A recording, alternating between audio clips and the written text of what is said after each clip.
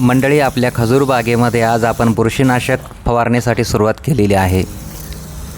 हे बघू शकता, सध्या पावसाचे वातावरण आहे, पावसाळा आहे, सतत पाऊस पडत आहे।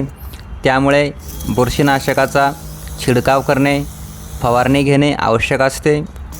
कारण पावसाळ्यामध्ये बुरशीचा प्रादुर्भाव होत असतो आणि बुरशीनाशकाची फवारणी किमान 8, 10, 15 दिवसामध्ये घ्यावी लागते, अन्यथा झाडांना नुकसान होऊ शकते।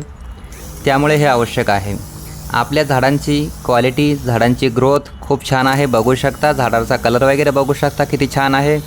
ही जी आपली लागवड आहे मंडळी, 8 जून 2025ची आहे। फळबागेतील आपण तण व्यवस्थापन करून घेतलेली आहे आणि डबल ड्रिप लाईन टाकलेली आहे।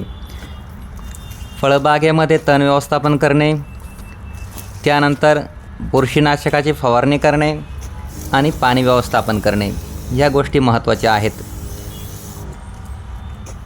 झाडांना पाणीसुद्धा वेळेत द्यावे लागते, त्यामुळे आपण डबल ड्रिप लाईन टाकलेली आहे। बुरशीचा प्रादुर्भाव होऊ नये त्यासाठी आपण बुरशीनाशकाची फवारणी करत आहोत। त्यानंतर तणामुळे झाडांना काही अडचण येऊ नये म्हणून आपण तण व्यवस्थापन देखील व्यवस्थित केलेले आहे। धन्यवाद।